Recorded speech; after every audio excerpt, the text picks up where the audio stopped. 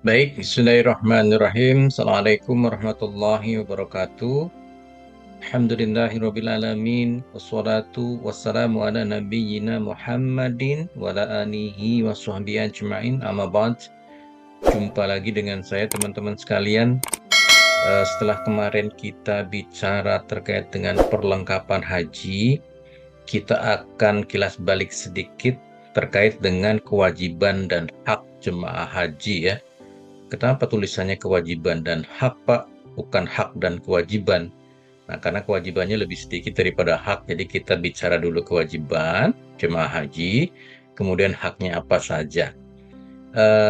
Di materi kali ini juga akan saya sampaikan terkait dengan petugas-petugas haji yang nanti akan mendampingi teman-teman jemaah ketika di tanah air sampai dengan nanti kegiatan haji di tanah suci.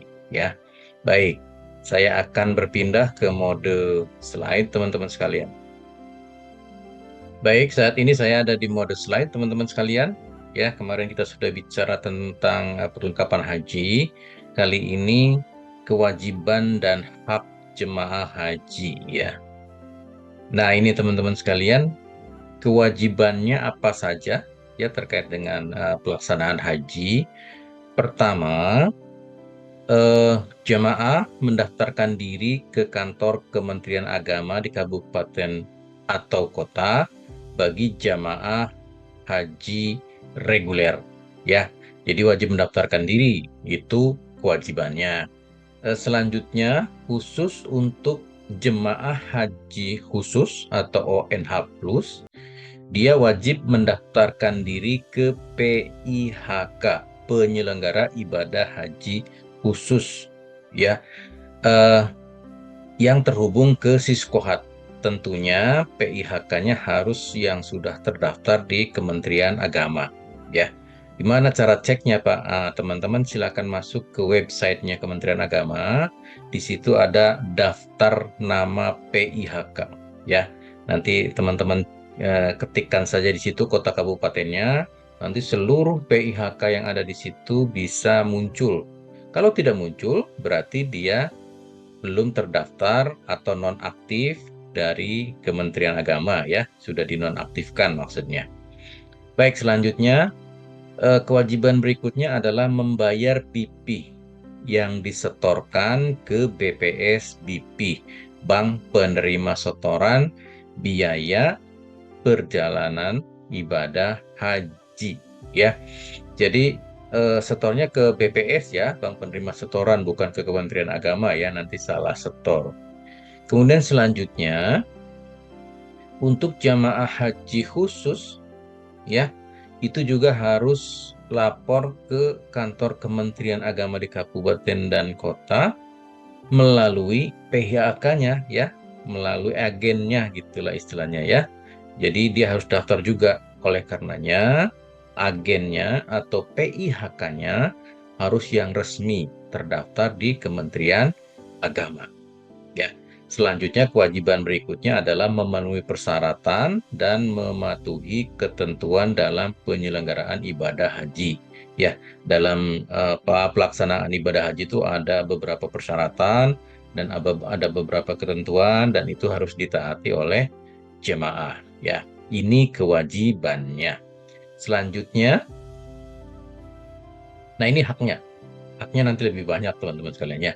Pertama, teman-teman berhak mendapatkan bukti setoran ketika sudah membayar ke BPSDP atau Bank Penerima Setoran ya, dan nomor porsi dari kantor Kementerian Agama.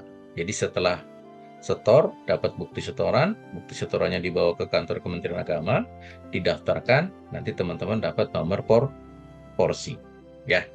Berikutnya, teman-teman yang sudah mendaftar ya, sudah dinyatakan untuk pelunasan, teman-teman berhak mendapatkan bimbingan manasik haji ya, dan materi lainnya baik di tanah air, dalam perjalanan maupun di Arab Saudi atau selama kegiatan ibadah haji ya. Itu teman-teman berhak ya mendapatkan bimbingan manasik. Oleh karenanya nanti di setiap kloter ada petugas dari pemerintah, ya. Nanti kita bahas di belakang, ya. Baik, selanjutnya. Hak berikutnya adalah mendapatkan pelayanan akomodasi. Akomodasi ini terkait dengan penginapan, hotel, konsumsi atau makan, dan kesehatan. Ya, nanti di setiap kloter juga ada dokter dan perawat untuk kesehatan, ya. Nanti kita bahas di belakang. Kemudian hak berikutnya adalah mendapatkan pelayanan transportasi. Transportasi ini termasuk transportasi pesawat, kemudian transportasi menuju ke Mekah atau Madinah, kemudian transportasi selama sehari-hari dari hotel ke Masjidil Haram. Ya, itu menggunakan bis sholawat namanya, ya. Baik, selanjutnya jamaah juga berhak mendapatkan perlindungan sebagai jamaah haji Indonesia.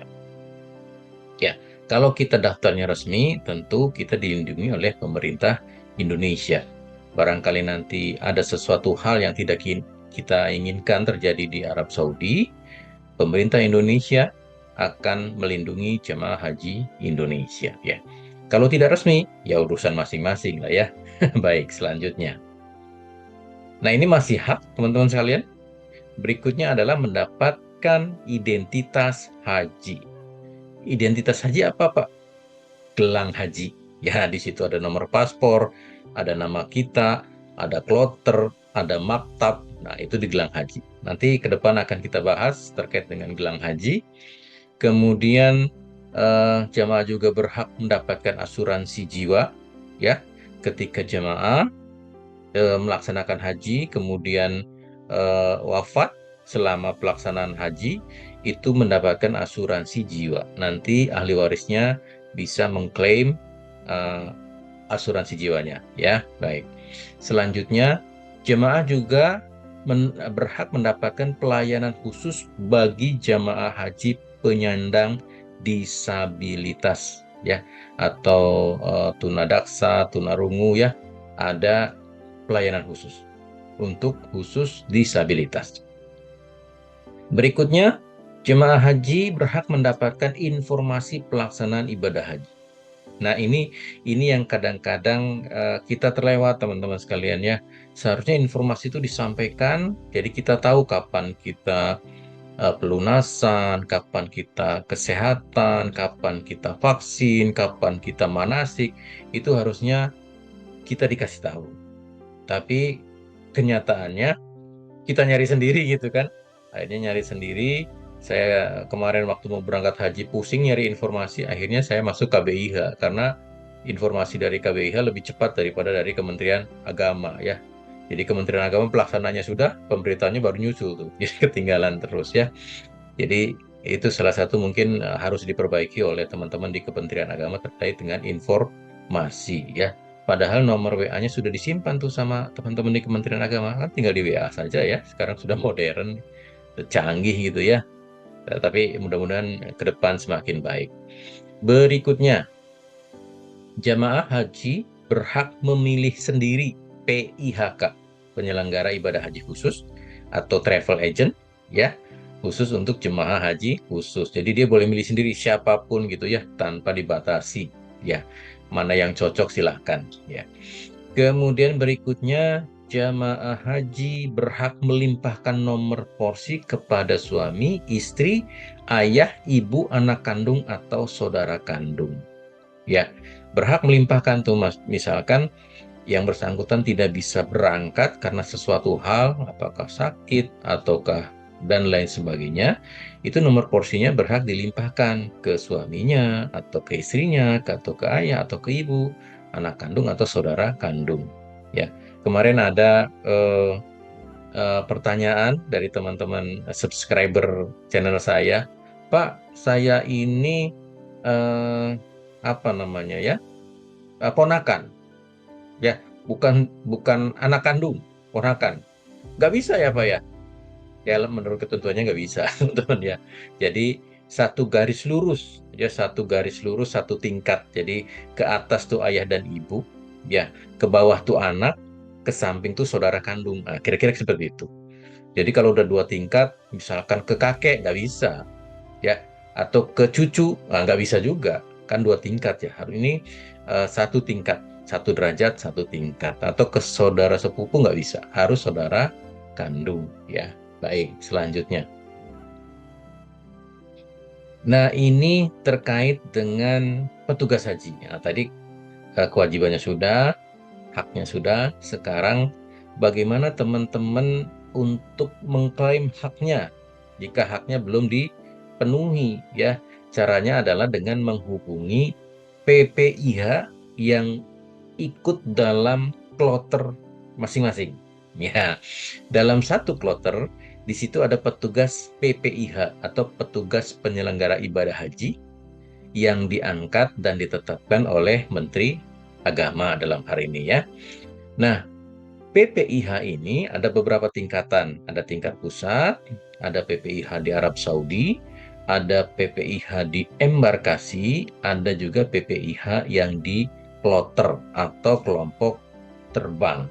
Nah, yang membersamai teman-teman dari mulai keberangkatan sampai pelaksanaan sampai kembali lagi adalah PPIH di kloter ya. Nah, PPIH di kloter itu terdiri dari pertama ketua kloter. Ya, dia petugas itu, ya bukan jamaah loh ya. Ketua kloter itu petugas dari pemerintah. Yang kedua, ada pembimbing ibadah haji. 1 orang. Ketua kloternya 1, pembimbing ibadah hajinya 1. 1 kloter loh ya, 1 kloter itu 400 orang. Nah, kemudian tenaga kesehatannya 1 dokter dan 2 perawat. Ya, ini semuanya petugas loh ya. Jadi tugasnya mereka adalah memantau, memastikan jamaah melaksanakan ibadah haji sesuai dengan ketentuan. Ya, jadi tugas mereka bukan ibadah haji sebenarnya. Ya, kalaupun mereka ikut-ikutan ibadah haji itu urusan mereka lah ya. Seharusnya mereka tugasnya adalah sebagai petugas penyelenggara ibadah haji. Ya, jadi teman-teman petugas niatnya jangan salah ya. Kalau ke Arab Saudi niatnya bukan ibadah haji, tapi melaksanakan tugas. Karena teman-teman petugas itu dibayar oleh pemerintah ya untuk melayani jemaah. Ya, benar ya. Dibayar oleh pemerintah loh ya. Kalau jemaah bayar sendiri. Kalau petugas itu dibayarin pemerintah.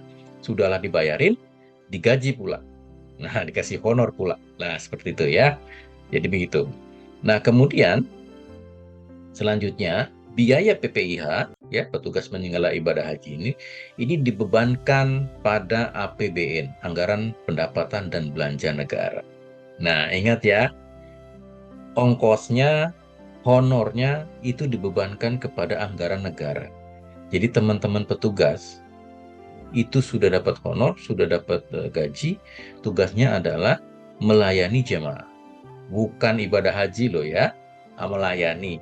Kalaupun ada berkesempatan itu lain hal ya, tapi niat utamanya adalah melayani jemaah haji. Baik, selanjutnya. Nah, ini selain tadi petugas pusat, ada juga petugas haji daerah. Kalau petugas haji daerah itu biayanya dari anggaran APBD, anggaran pendapatan dan belanja daerah. Ya, di situ ada petugas pelayanan umum, ada petugas pembimbing ibadah haji, dan petugas pelayanan kesehatan. Ini masuknya ke petugas haji daerah. Ya, bagaimana Pak cara klaim kita kalau haknya belum terpenuhi? Teman-teman silahkan datang ke petugas-petugas ini. Mereka nanti yang akan melayani teman-teman, apa yang kurang nanti mereka bantu gitu kan, ada yang sakit diobati gitu ya.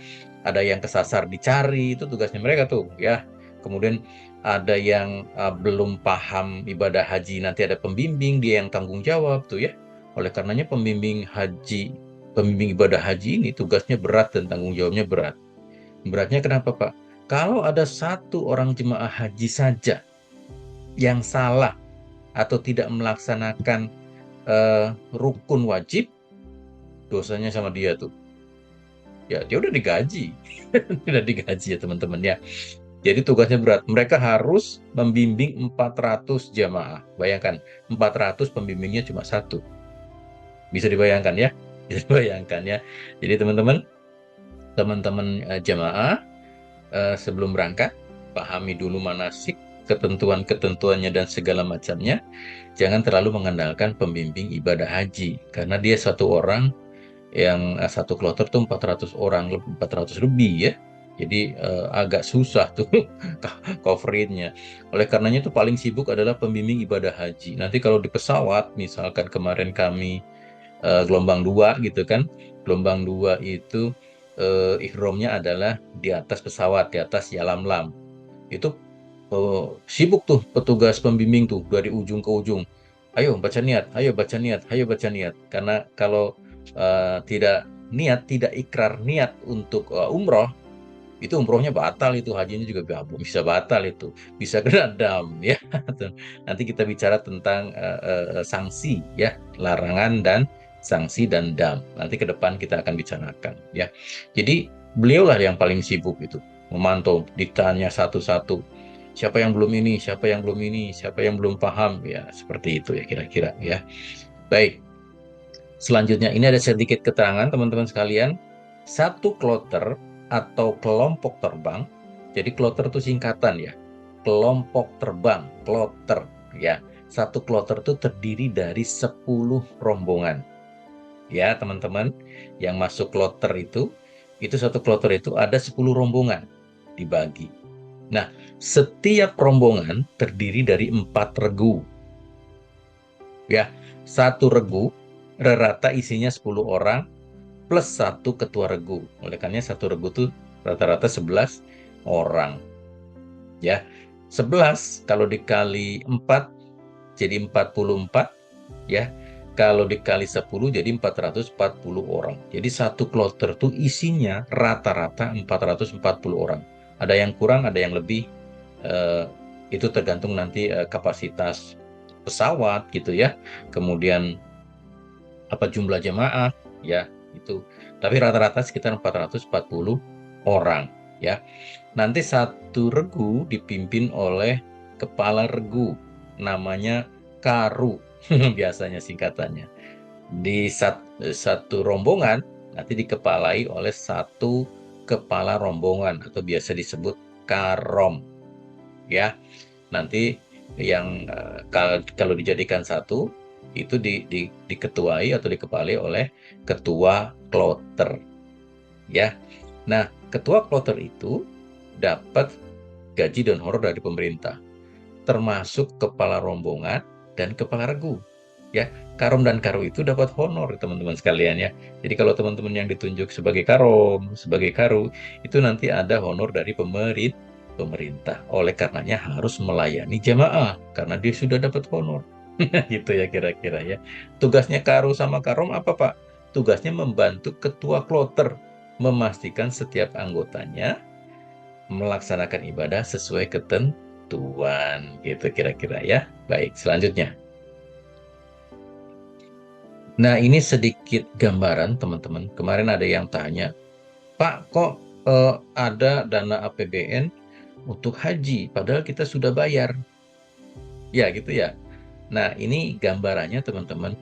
Dana BPIH itu peruntukannya untuk ini teman-teman ya, untuk penerbangan, akomodasi, konsumsi, transportasi, pelayanan di Arafah, Muzdalifah, dan Mina atau masyair, kemudian ada perlindungan, pelayanan embarkasi, pelayanan keimigrasian, premi asuransi, dokumen perjalanan, kemudian selanjutnya ada biaya hidup atau living cost, pembinaan jemaah haji, ini manasik, kemudian pelayanan umum, dan pengelolaan BPIH.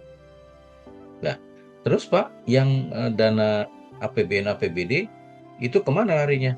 Nah, dana APBN dan APBD itu untuk membayar petugas penyelenggara ibadah haji atau PPIH ya, untuk ngegaji ketua kloter, ketua rombongan, ketua regu, pembimbing ibadah haji, petugas kesehatan, nanti PPIH pusat, PPIH embarkasi, PPIH semua. Nah, yang petugas-petugas itu diberikan honor ya dari beban APBN dan APBD. Kalau pelaksanaan ibadah hajinya sendiri itu dari dana BPIH yang dibayar oleh jemaah. Seperti itu, teman-teman ya, gambarannya. Jadi supaya teman-teman bisa lebih paham gitu ya. Nanti ke depan di keuangan haji kita akan bicara terkait BPIH itu untuk pesawat berapa juta Pak? Untuk akomodasi berapa juta? Nanti kita di sesi atau di episode keuangan haji ya, kita akan bicarakan di situ. Baik, selanjutnya. Nah itu teman-teman, itu kewajiban, hak, kemudian petugas haji. Jadi kalau teman-teman memerlukan sesuatu pelayanan ketika di tanah air, ketika di tanah suci, siapa yang harus dihubungi? PPIH, petugas penyelenggara ibadah haji. Ya, gampangnya mah cari aja ketua kloter. Ya, kalau ketua kloter itu terkait dengan penginapan gitu, dengan transportasi dan segala macamnya. Nanti terkait dengan ibadah, cari pembimbing ibadah hajinya. Ya, cari di situ. Nah, kalau teman-teman bila perlu, nomor handphonenya disimpan tuh, ketua kloternya disimpan nomor HP-nya, ke pembimbing hajinya disimpan nomor HP-nya. Jadi kalau ada apa-apa, tinggal tanya aja, telepon. Kemudian berikutnya kalau terkait dengan kesehatan, di situ ada petugas kesehatan. Nanti teman-teman simpen tuh nomor teleponnya dokter sama perawat. Ya, siapa tahu memerlukan perawatan atau pemeriksaan atau perlu obat, jadi gampang tinggal dihubungi. Ya, baik.